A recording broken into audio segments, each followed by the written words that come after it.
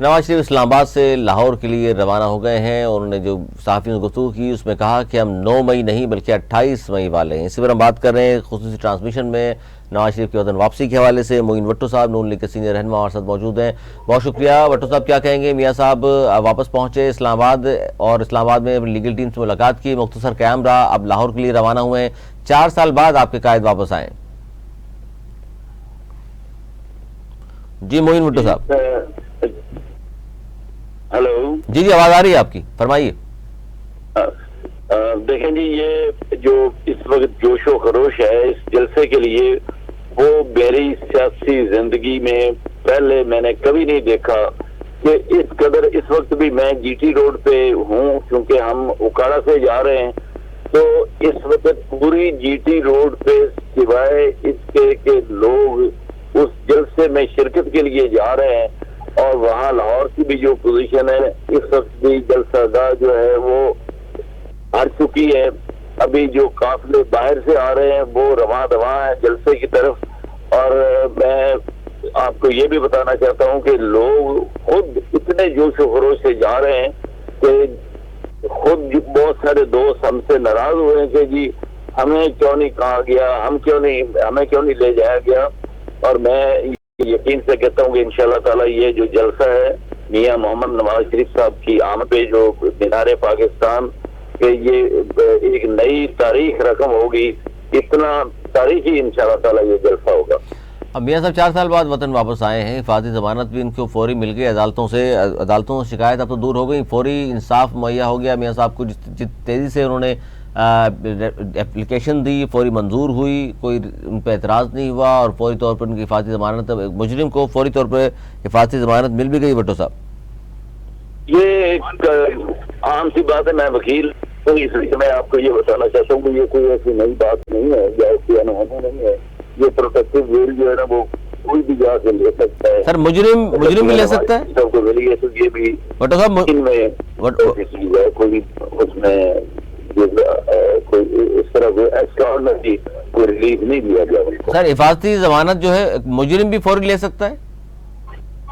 ہاں جی، وہ تو جب بیل ہوتی ہے نا، بیل تو سب کی ہو جاتی ہے، جب اپیل دائر ہو جاتی ہے تو پھر وہ سچویشن اس کی مختلف ہو جاتی ہے، وہ سابقہ جو سزا ہے وہ سسپینڈ ہو جاتی ہے اگلی اپیل کے فیصلے تک۔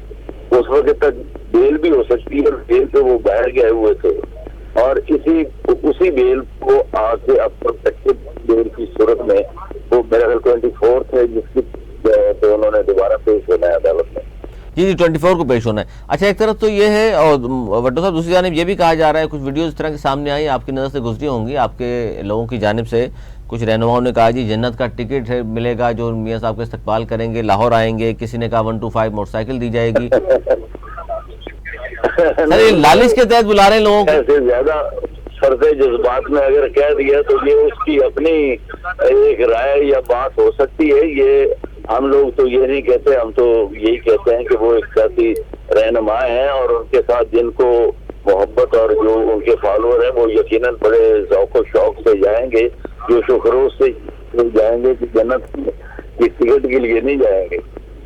اچھا جنت کا ٹکٹ ہو یا موٹر سائیکل کا لالچ نہیں ہے، آپ یہ کہہ رہے ہیں کہ یہ تو جذبات میں اعلانات کر دیے گئے؟ ہاں نہیں، وہ جنت کی ٹکٹ والی وہ میرے خیال بات مناسب نہیں ہے جس نے بھی کی ہے، لیکن کوئی ایسی صورتحال ہے بھی نہیں کہ بھی کوئی اس جلسے پہ جانے سے کوئی جنت میں جا رہے ہیں لوگ۔ یہ تو اپنے ایک قائد کی محبت میں ان کے لیے وہ سب لوگ جا رہے ہیں جیسے سیاست میں ہوتا ہے۔ اچھا بھٹو صاحب انتقامی سیاست، وہ کچھ لوگ کہہ رہے ہیں کہ جی جو میاں صاحب نے اعلانات کیے تھے کہ جن لوگوں جو بھی ان کو سازش کے ذریعے نکالا گیا ہے، جو میاں صاحب بار بار دہراتے ہوئے رہے جی ٹی روڈ پر، کہ ان لوگوں کے خلاف کارروائی ہوگی یا ان کو بھی معاف کر کے آگے بڑھا جائے گا؟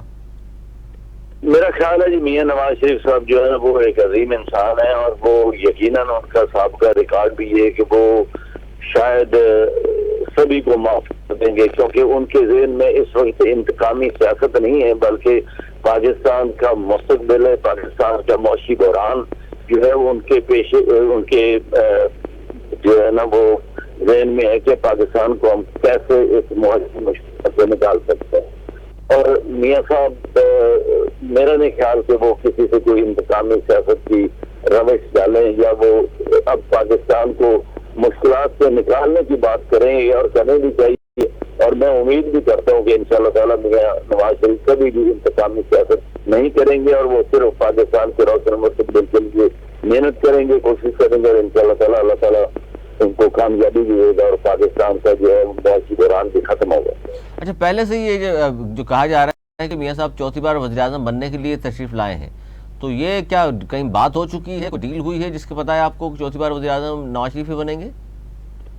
دیکھیں, سچی بات یہ ہے کہ میں کوئی پارٹی بیس پہ بات نہیں کر رہا. میں غیر جانبداری سے آپ کو کہہ رہا ہوں کہ جو میں نے جذبات لوگوں کے دیکھے ہیں تو صاف ظاہر ہے کہ جو ایک اتنا مقبول لیڈر ہیں, تو اس وقت جتنی سیاسی جماعتیں ہیں ان میں سب سے زیادہ اگر مؤثر اور افیکٹو جماعت اور سب سے زیادہ جو مقبول ترین سیاسی لیڈر ہے وہ میاں محمد نواز شریف صاحب ہیں.